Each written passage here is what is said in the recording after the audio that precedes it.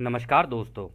Law of one यानी एक का कानून, या कह लीजिए एक का ज्ञान, या कह लीजिए एक के तरीके, यह उसका 14वें सत्र का दूसरा भाग है। दोहराया जाता है कि इस किताब द्वारा दी गई सभी सूचनाएं और जानकारियां आप जान भी सकते हैं, मान भी सकते हैं, नज़रअंदाज भी कर सकते हैं और सिरे से खारिज या नकार भी सकते हैं, क्योंकि यह आपकी फ्री विल है जो कि अनंत रचयिता द्वारा आपको दी गई है। एक बात और कही जाती है कि लॉ ऑफ वन पूरी तरह से सबके लिए फ्री है।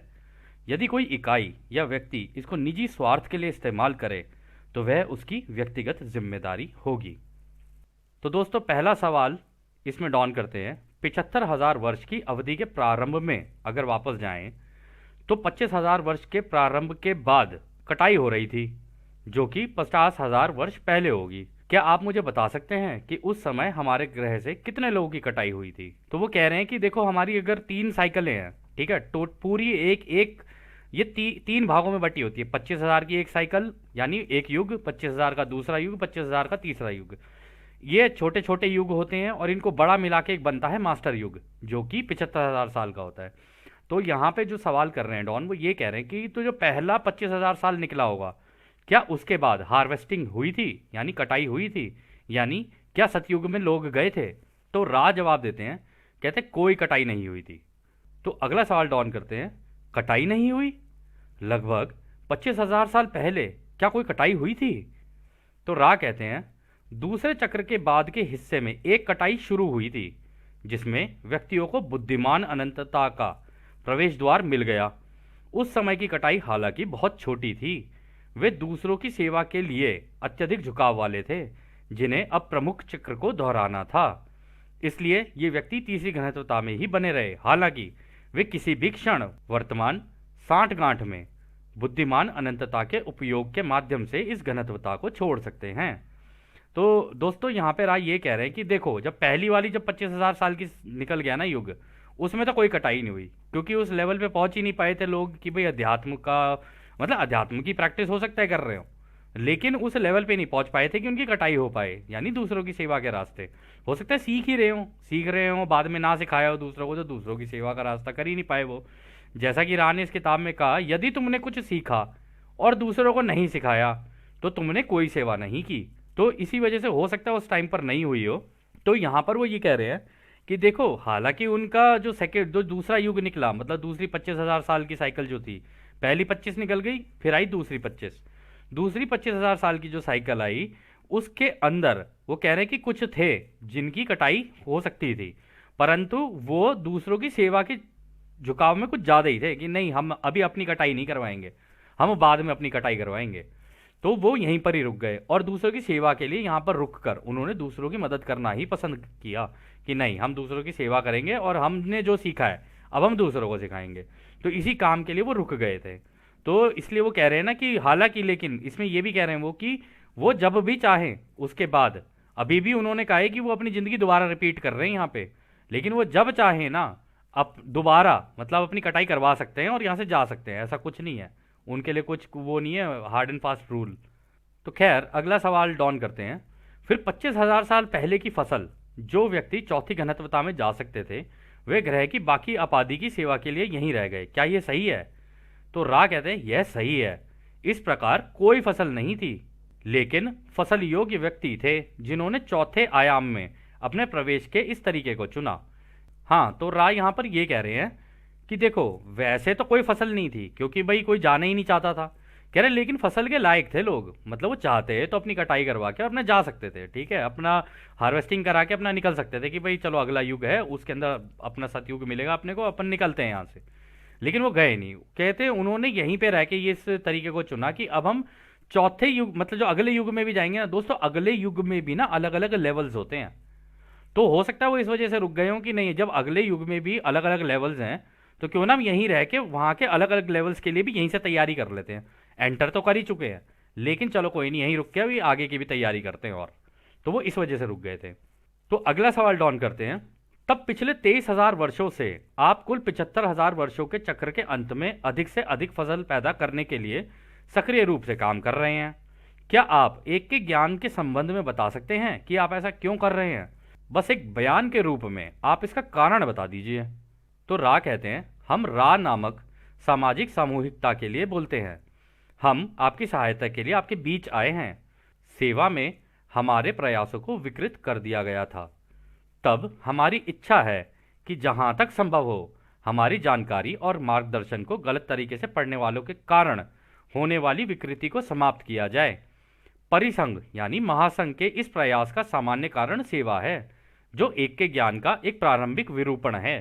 यदि आप इस तीसरी घनत्वता की एनालॉजी या सादृश्य को स्वीकार करेंगे तो सृष्टि का एक प्राणी एक शरीर के अंग के समान है।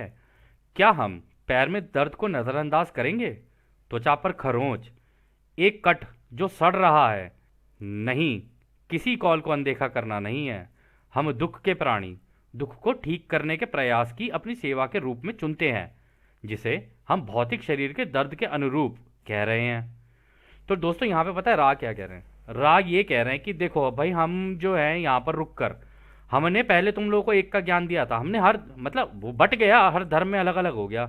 अब किसी धर्म में उन्होंने कहा अल्लाह एक है, किसी धर्म में उन्होंने कहा जी जीसस भी कह के गए कि creator is only one, I am the father, I am the son. और उधर से क्या कहते हैं, हमारे नानक जी भी कह के गए, क्या कहते हैं, ओमकार एक सतनाम। हमारे धर्म में भी, हिंदू धर्म में भी अगर देखा जाए, हमारे क्या, हम तो सर्व धर्म को मानते हैं, तो हिंदू धर्म में भी अगर देखा जाए तो वहां पर भी ये कहा गया है कि भाई वो एक ही है, जो भी है वो एक ही है। यानी वो फील्ड्स ही हैं, वो उनका कोई रूप नहीं है, यही है रचयिता। और ये बहुत पावरफुल है, इसकी शक्ति का अंदाजा लगाना बहुत मुश्किल है। तो यहाँ पर क्या कहते हैं, राय ये कह रहे हैं कि देखो भाई, हम तो आपकी मदद करने के लिए रुक गए क्योंकि हमने तो सबको दिया था, पर ये विभाजन हो गया। और जब ये विभाजन हुआ ना, तो हम ये ठीक करने के लिए आए कि भाई इस विभाजन को जितना हो सके उतना कम कर सकें। अगर ये विभाजन कम हो गया तो हम अपने भाइयों की कटाई करवा सकते हैं ताकि ये लोग सतयुग में एंटर कर सकें, कह रहे। और यही हमारा तरीका है। और यहाँ पर वो बोल रहे हैं ना कि क्या आपकी किसी भी, आप में से कोई भी अगर हमें बुलाए तो क्या हम उसे नज़रअंदाज कर सकते हैं? क्या त्वचा पर खरोच को नज़रअंदाज किया जा सकता है? क्या अगर हमारे शरीर में कोई कट लग जाए जो सड़ रहा है, क्या उसको नज़रअंदाज किया जा सकता है? कह रहे तो हमारे भाई, हम बिल्कुल ऐसे ही हैं, हम तो दुख के दोस्त हैं। तुम हमें बुलाओगे, हम तो तत्पर तुम्हारी सेवा में खड़े हुए हैं। और दोस्तों सोचने वाली बात है, हमसे इतने शक्तिशाली कैसे कैसे इनके पास इन्होंने सिद्धियां प्राप्त कर रखी हैं। यहाँ से गायब हो जाएं, वहाँ से निकल जाएं, अपने आप को रोशनी के रूप से यहाँ से निकाल दें हमारे सामने, तो ऐसा लगे देखने में जैसे कि ओ हो पता नहीं क्या चीज़ निकल गई हमारी आँख के सामने। और लॉ ऑफ वन के तो काफ़ी स्टूडेंट्स ने ऐसे देखा भी है। तो जब उन वो देख चुके हैं ना, तो इसीलिए अब वो किसी बात पे विश्वास नहीं कर सकते, कोई कुछ भी बोलता रहे उनके सामने। वो कहते हैं हमने तो अपनी आंखों से देखा भाई जी, जब अपनी आंखों से देखा हुआ है तो अब किसी की बात के ऊपर विश्वास करने का कोई फायदा नहीं है। कहते हैं सच वही है जो तुमने खुद अनुभव किया हो। यदि कोई तुम्हें कहे कि ऐसा है और वैसा है, या ऐसा है या वैसा है, या कैसा भी है, विश्वास करने का कोई फायदा नहीं है। साक्षात करो तब विश्वास करो। ये वही वाली बात है कि पहले इस्तेमाल करें फिर विश्वास करें, ये बिल्कुल वैसी बात है। तो खैर अगला सवाल डॉन करते हैं, रा किस घनत्वता के स्तर पर हैं? तो रा कहते हैं हम छठी घनत्वता से हैं। हमारी सातवीं घनत्वता की ओर एक मजबूत झुकाव है। हमारी कटाई यानी कि हम अगली घनत्वता में आपके लगभग 2.5 मिलियन वर्षों में होगी, और यह हमारी इच्छा है कि हम फसल के लिए तैयार रहें जो हमें भविष्य में ले जाने वाली है। तो दोस्तों अभी रा की भी कटाई होगी, ऐसी बात नहीं है, ये आगे नहीं बढ़ेंगे, ये भी अपने अनुभवों में आगे बढ़ेंगे। ये सूरज के अंदर है, अपना क्या कहते हैं, आराम से अपना अनुभव कर रहे हैं, सारी चीज़ें कर रहे हैं, और फिर वहां से जब इनकी कटाई होगी तब ये आगे जाएंगे, आगे निकल के जाएंगे और अंदर। तो ये कह रहे 2.5 मिलियन, यानी 1 मिलियन 2.5 मिलियन वर्षों का हो गया, मतलब कि 1 मिलियन हो गया आपका 10 लाख, 2 मिलियन हो गया 20 लाख, तो यानी करीब 25 लाख साल अभी इनके और बचे हैं जिसमें ये आगे निकल जाएंगे। फिर ये मतलब कितनी सुंदर है, मतलब सोचने में इतना सुंदर लग रहा है। तो खैर अगला सवाल डॉन करते हैं, और आप अपने आप को फसल कटाने के लिए तैयार करते हैं सर्वोत्तम सेवा के माध्यम से जो आप प्रदान कर सकते हैं, क्या ये सही है? तो रा कहते हैं हम एक का ज्ञान है, विरोधाभास का समाधान है, प्रेम प्रकाश और प्रकाश प्रेम का संतुलन पैदा करते हैं। ओहो, तो दोस्तों पता है यहाँ पे क्या कह रहे हैं? कहते हैं हमारे यहाँ पे कोई विरोधाभास नहीं है, हमारे यहाँ कोई विभाजन नहीं है, हम तो सत्य को जान चुके हैं। और कहते हैं अब तो हम एक का ज्ञान खुद ही बन चुके हैं। कि मतलब हम तो जानते हैं, हमें हमें कोई बेवकूफ़ नहीं बना सकता कि भाई इधर से ऐसे और इधर से वैसे है। भाई जो सूरज में बैठे हुए हैं उनकी रोशनी एक ही तरफ वो भेजे ही जा रहे हैं, एक ही उससे भेजे जा रहे हैं। अब जैसे जैसे ग्रह घूमता जाएगा भाई रोशनी वहाँ वहाँ पड़ती जाएगी, लेकिन रोशनी तो एक ही है। वो समझ गए हैं इस चीज़ को कि भैया, और खुद ही बोल रहे हैं हम तो प्रेम प्रेम प्रकाश और प्रकाश प्रेम का संतुलन प्रदान करते हैं कि भाई हम तो संतुलन दे सकते हैं, तुम्हें चाहिए संतुलन तो ले लेना, नहीं चाहिए तो कोई बात नहीं हमारे भाई। तो खैर आगे डॉन कहते हैं, आपकी एक साइकिल कितनी लंबी होती है? तो रा कहते हैं, हमारा एक चक्र आपके वर्षों में 7.5 करोड़ का है। तो डॉन हैरान हो जाते हैं। डॉन कहते हैं, क्या 7.5 करोड़? तो रा कहते हैं, हाँ यह सही है। तो दोस्तों इनकी एक साइकिल 7.5 करोड़ साल की है। मतलब अगर इनके अंत के अगर 2.5 लाख साल बचे हैं तो कितने करोड़ साल तो ये पीछे अपनी जिंदगी जी चुके हैं। मतलब सूरज अभी से नहीं है। तो वो कह रहे हैं कि एक तो हो चुकी है हमारी, मतलब अभी, मतलब अब हम अंत पे पहुंच चुके हैं, हमारी भी 2.5 लाख साल बाद हो जाएगी, कटाई हो जाएगी। 7.5 करोड़ साल, बाप रे, सोच के भी हैरानी होती है। तो अगला सवाल डॉन करते हैं, सेवा में एक का ज्ञान देने में क्या आप इस समय पृथ्वी के अलावा किसी अन्य ग्रह के साथ काम कर रहे हैं या सिर्फ पृथ्वी के साथ ही कर रहे हैं? तो रा कहते हैं, हम इस समय केवल इस ग्रह क्षेत्र के साथ काम कर रहे हैं, यानी पृथ्वी के साथ। तो अगला सवाल डॉन करते हैं, आपने कहा कि आपको पृथ्वी के 3,52,000 लोगों ने बुलाया था। क्या इसका मतलब यह है कि यह वो संख्या है जो एक के ज्ञान को समझेगी और स्वीकार करेगी? क्या मैं सही हूं? तो रा कहते हैं, हम आपके कथन की सत्यता का अनुमान नहीं लगा सकते हैं, क्योंकि कॉल करने वालों में से हर कोई अपने कॉल के उत्तर को समझ नहीं पाएगा। इसके अलावा वे लोग जो गंभीर ट्रॉमा में हैं, जो पहले हमें कॉल नहीं कर रहे थे, वे इस कॉल के उत्तर खोज करते हैं। कॉल में कोई समय स्थान नहीं है, इसलिए हम उन व्यक्तियों की संख्या का अनुमान नहीं लगा सकते हैं जो आपके भविष्य में सुनेंगे और समझेंगे। तो दोस्तों पता है वो क्यों नहीं लगा सकते अनुमान? अनुमान लगाना इसलिए मुश्किल है क्योंकि आपको याद होगा हम लोगों ने वो दिखाया था ना कि पृथ्वी की एक वो होती है, क्या कहते हैं, पृथ्वी एक उसके ऊपर टिकी होती है, एक लाइन के ऊपर टिकी होती है, वो घड़ी की तरह काम करती है, टक टक टक टक। अब जब तक पूरी घड़ी नीचे नहीं गिर जाएगी ना, वो समय टंग करके नहीं बच जाएगा ना, तब तक पूरी कैलकुलेशन नहीं होगी कि भाई कितने लोग हैं जिन्होंने एक्चुअली में कॉल किया हुआ है। लेकिन कॉल इसी तरीके से चलती है। इससे एक चीज़ हमें याद आई जो हम आपको बता सकते हैं कि कॉल कॉल का जो तरीका होता है ना वो ये होता है कि देखो, आप कॉलिंग आप चाहो तो आराम से मन में भी कर सकते हो, आप बाहर खड़े हो के आसमान की तरफ देखते हुए भी कर सकते हो, और ऐसे बुला भी सकते हो कि हमारे भाइयों, हमारे महासंघ के भाइयों, जो उस अनंत, हमारे एक अनंत रचयिता के प्रेम और रोशनी में उसकी सेवा करते हो, हम आपको आमंत्रित करते हैं अपने अनंत रचयिता के प्रेम और रोशनी में। तो आप आसमान में देखेंगे तो हो सकता है अगर आपके अंदर बिना भेदभाव और बिना विभाजन के अगर आप ये करेंगे तो हो सकता है आपके साथ ऐसा हो जाए। और दूसरी चीज़, जब ये कॉलिंग होती है ना, रचयिता को पता है कैसे दिखता है? रचयिता को ऐसे दिखता है, ये बिल्कुल लॉ ऑफ स्क्वायर्स लगती है इसके अंदर। अब हम ये आपको इसलिए बताते हैं कि देखो लॉ ऑफ स्क्वायर्स इसमें कैसे लगती है। यदि आप किसी टीवी शोरूम के अंदर जाकर देखें, मतलब आप देखें कि भाई 1 टीवी, 2 टीवी, 4 टीवी, 10,000, मतलब उसके अंदर करीब 20-25 टीवी लगे हुए हैं।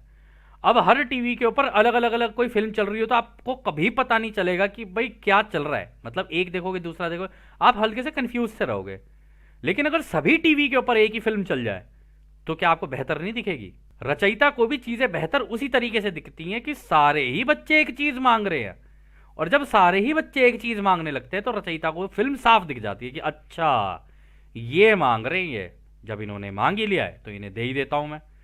विभाजन के कारण सब इधर उधर हो गए, सब इधर उधर मांग रहे हैं और सब इधर उधर भाग रहे हैं, लेकिन सारे एकजुट होके मांग ले तो रचयिता कहते हैं ये लो, तुमने मांगा है तो मैं दूंगा, क्योंकि उनको दिख जाता है कि हाँ भाई तो सारे टीवी एक जैसे ही बोल रहे हैं जितने भी हैं।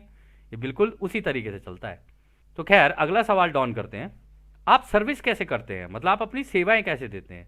आपने पिछले 2300 वर्षों में एक के ज्ञान को कैसे साझा किया है? आपने पृथ्वी के लोगों को यह ज्ञान कैसे प्रदान किया है? तो राह कहते हैं, हमने इस तरह के चैनलों का उपयोग किया है जैसे कि तुम हो, लेकिन ज़्यादातर मामलों में चैनल हमारी पहचान या अस्तित्व के बारे में जागरूक हुए बिना सपनों और दूरदर्शिता यानी विजन से प्रेरित महसूस करते हैं। लेकिन इस विशेष समूह को ऐसे संपर्क को पहचानने के लिए विशेष रूप से प्रशिक्षित किया गया है। यह इस समूह को सूचना के एक फोकल या कंपन स्रोत के बारे में जागरूक होने में सक्षम बनाता है। तो दोस्तों पता है वो क्या क्या कह रहे हैं? कह रहे कि पहले के ज़माने में तो हम लोग ये करते थे, मतलब 2300 साल पहले तो हम लोग ये करते थे कि भाई मान लो कोई अपनी उसमें ध्यान अवस्था में बैठा है, दूरदर्शिता कह लो या दिव्य दृष्टि कह लो। दूरदर्शिता यहाँ पे जो उन्होंने बोला ना, आपको आपने सुना होगा दिव्य दृष्टि, है ना? पहले के ज़माने में भी होती थी, और रामायण में भी आपने सुना होगा कि भाई प्रभु राम के पास भी दिव्य दृष्टि थी, है ना? तो ये क्या कहते हैं, दिव्य दृष्टि पता है कैसे काम करती है? इसे रिमोट व्यूइंग बोलते हैं अंग्रेजी में। यदि आप ध्यान अवस्था में चले जाओ तो आपकी आंखों के सामने ना विजन आने शुरू होंगे। या तो विजन आ जाएंगे, जैसे हमने बताया चिकोटी काट लेगी या कुछ हो जाएगा, या खुशबू आनी आ जाएगी, या कहीं पर भी एकदम कंपनता महसूस होगी सर के अंदर या सर के पीछे या सर के ऊपर या कानों के आसपास, जैसे किसी ने कानों पे जैसे टच करके कोई चला गया हो आपको। ठीक है, तो इस तरीके से ऐसा महसूस होगा। तो उस टाइम पे मुस्कुराहट भी आ जाती है खैर चेहरे पर। तो वो कहते हैं हाँ, या तो हमने सपनों के द्वारा दिए, कि लोग जो सपनों में थे सपनों के द्वारा भी दे देते हैं ये, इसलिए कहते हैं अपने सपनों के ऊपर खूब ध्यान रखना चाहिए। आप इन्हें कहेंगे ना, आप हमें हमें हमारे सपनों में दे देना इन्फॉर्मेशन, तो सपनों में भी इन्फॉर्मेशन दे देते हैं ये आपको। बट वही है, मांगोगे तो मिलेगा, नहीं मांगोगे तो कुछ भी नहीं मिलना। और ये जो दिव्य दृष्टि है वो आप ध्यान अवस्था में जाके कोई भी कर सकता है। ये ऐसा नहीं है कि आपको कोई बहुत बड़ा सक्षम होने की जरूरत है इसके लिए, कि अरे जी मेरे से तो होगा नहीं, ये नहीं, एक बार नहीं होगा, दूसरी बार नहीं होगा, तीसरी बार नहीं होगा, चौथी बार पांचवी बार हो जाता है। ये अभ्यास होता है। हम लोगों को जितना हम लोगों ने मेडिटेशन के बारे में पढ़ा, हमको एक चीज समझ में आई, मेडिटेशन कुछ भी नहीं है, अभ्यास है बस। कहते हैं करत करत अभ्यास के जड़मति हो सुजान, मतलब कि जितना तुम प्रैक्टिस करते रहोगे ना, तुम उस चीज में सक्षम हो जाओगे। अब फिर वो चाहे क्रिकेट खेल लो, फुटबॉल खेल लो, या ध्यान कर लो, कुछ भी कर लो, आप सक्षम हो जाओगे उसके अंदर। तो वो यहाँ पर वो यही कह रहे हैं कि इस तरीके, ये तरीके हैं जिससे हम लोगों ने सूचनाएं दी। कह रहे लेकिन ये जो ये क्या कहते हैं, जिम और ये कार्ला और ये डॉन, इन तीनों को तो हम लोगों ने ट्रेन किया इसके लिए। और दोस्तों ये एक्चुअली जब ये किताब आई थी ना, इससे पहले भी इनकी कई किताबें आई हैं, जैसे वॉइसेस ऑफ कन्फेडरेशन हो गई, सीक्रेट्स ऑफ द यूएफओज हो गई। ये जो किताबें थी ना, उन किताबों के अंदर इन्होंने इनको तरीके सिखाए थे कि भाई ऐसे ऐसे कर लेना, ऐसे ऐसे कर लेना, ऐसे ऐसे कर लेना। ये मांगते गए वो देते चले गए, ये मांगते गए वो देते चले गए, तो ये ट्रेन हो गए थे। तब जाके ये फाइनल रा कांटेक्ट हुआ था, मतलब रा से बात हुई थी। तो रा ने फिर रा को पता ही था कि हाँ ये ट्रेन हो चुके हैं, ठीक है अब इनको दी जा सकती है इन्फॉर्मेशन, तब इन्होंने इन्फॉर्मेशन दी थी। तो खैर अगला सवाल डॉन करते हैं, जब आप किसी व्यक्ति से उनके सपनों में संपर्क करते हैं तो मैं मानता हूं कि इन व्यक्तियों को पहले एक के ज्ञान की दिशा में खोज करनी होगी, क्या यह सही है? तो अच्छा सवाल है डॉन ने जो यहाँ किया। कह रहे कि अगर आप किसी को सपनों में वो करें तो उसका झुकाव एक के ज्ञान का थोड़ा बहुत होना चाहिए, तभी सपनों में करेंगे क्या? तो रा कहते हैं यह सही है। उदाहरण के लिए मिस्र देश के लोग पैंथिज्म, सर्वेश्वरवाद यानी कई भगवानों की पूजा करते थे, जिसे आप सृष्टिकर्ता के विभिन्न प्राणियों की अलग अलग पूजा की झुकाव कह सकते हैं।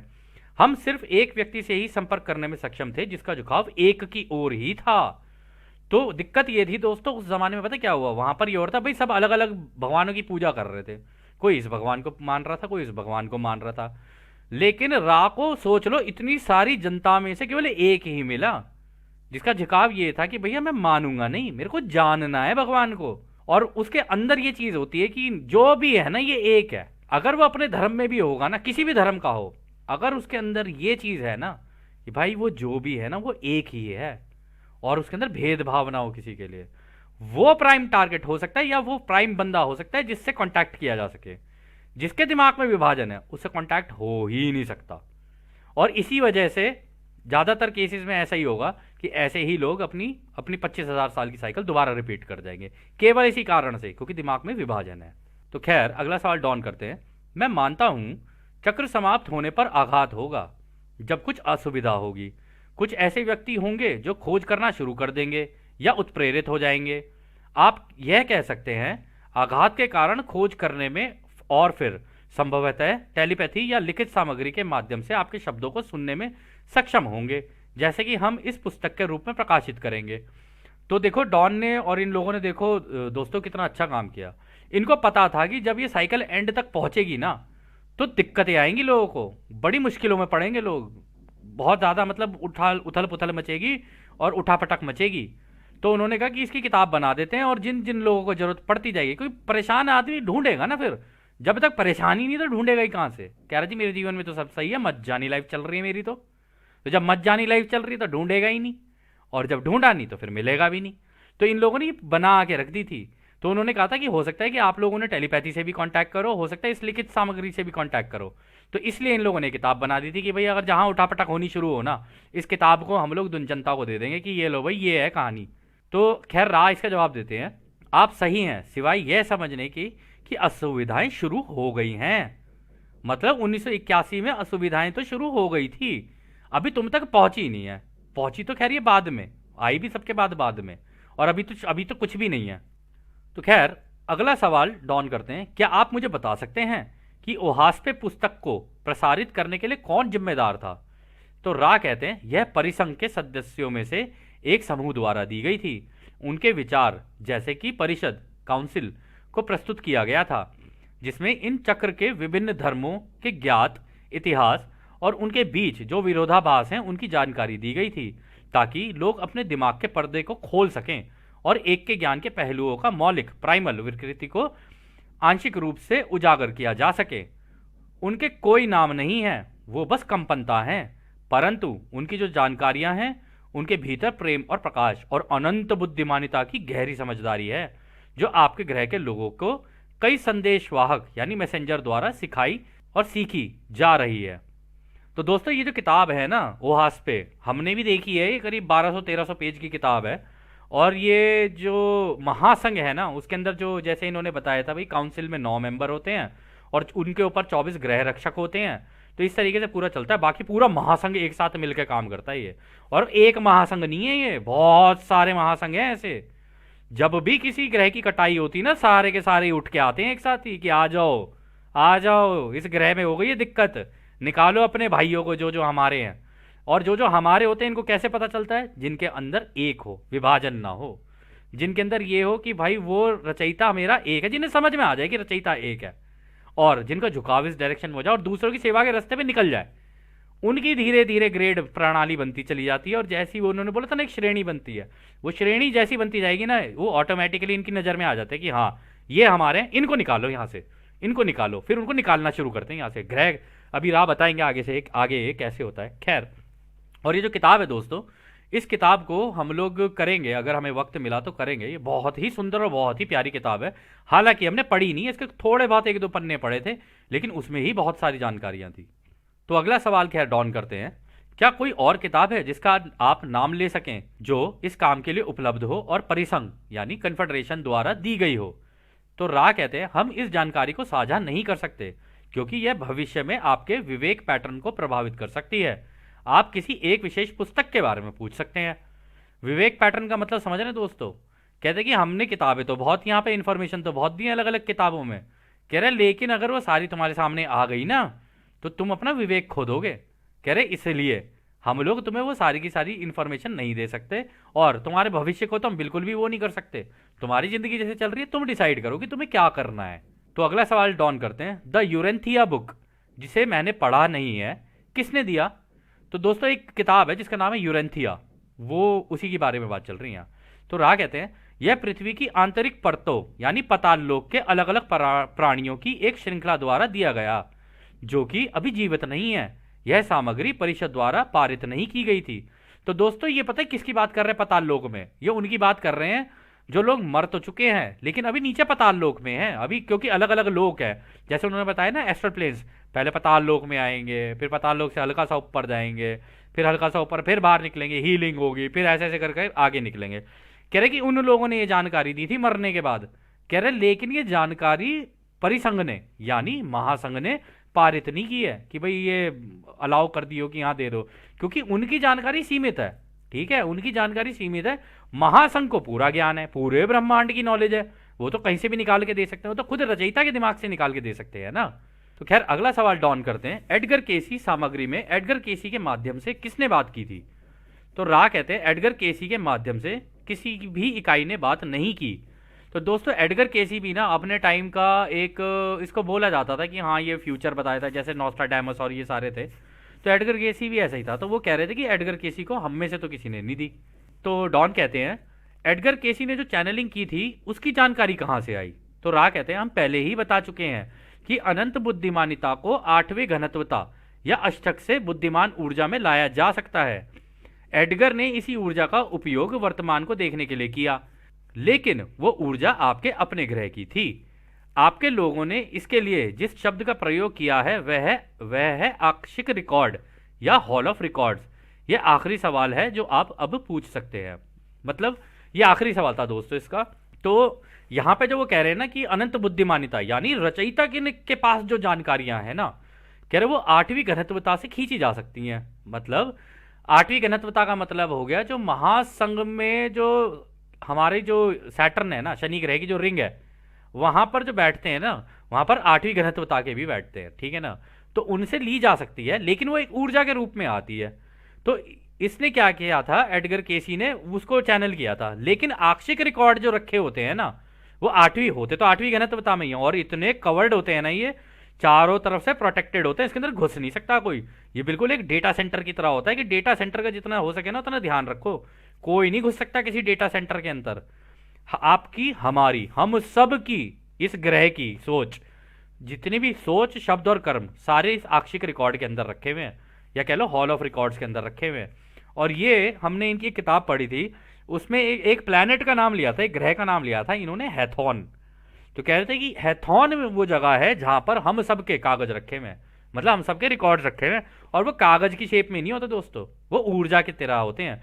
छोटे से होंगे बिल्कुल, एकदम जैसे हम आंख मूंदते हैं और वो ऊर्जा सी नहीं आती, वैसे होंगे। जैसे ही उसको पकड़ोगे, खोलोगे ना, एकदम से आंख के सामने आपके आप पूरी फिल्म चलनी शुरू हो जाएगी। इतनी प्यारी होती है ये। और ये जो आक्षिक रिकॉर्ड होते हैं ना, अगर आप नोटिस करो ना, हमारा जैसे सर्च इंजन होते हैं ना, अब नाम तो नहीं ले सकते हम किसी का, सर्च इंजन वो होते हैं जिसमें आप टाइप करते हो, फिर एंटर मारते हो, फिर वहां से इन्फॉर्मेशन निकल के आती है। तो आप उनके देखोगे ना, आप वहां पर भी यही कर रहे होते हो, ठीक है ना। जो एआई को जो जन्म दिया है वो हम ही लोगों ने दिया है, अपने ही सोच। पहले हम सोचते हैं, फिर उसमें शब्द डालते हैं, फिर उसमें एंटर मारते हैं, फिर इन्फॉर्मेशन निकल आती है। तो जो इन्फॉर्मेशन आप ढूंढ रहे होते हो ना, वो किसी ने तो डाली होती है। इसी तरीके से वो पूरा का पूरा रिकॉर्ड बनता चला जाता है, इसी तरीके से एआई बन जाता है, ठीक है ना। वो आर्टिफिशियल और ये प्योर रियल होता है, ये आक्षिक रिकॉर्ड या कह लो हॉल ऑफ रिकॉर्ड्स। तो खैर दोस्तों, इस सत्र को अब हम यहीं समाप्त करते हैं। ये 14वां सत्र यहीं समाप्त होता है। अब हम आपको उस एक अनंत रचयिता के प्रेम और उसकी रोशनी, उसकी शक्ति और उसकी शांति में छोड़कर चलते हैं। आदने हमारे भाइयों, आदने वासु। धन्यवाद।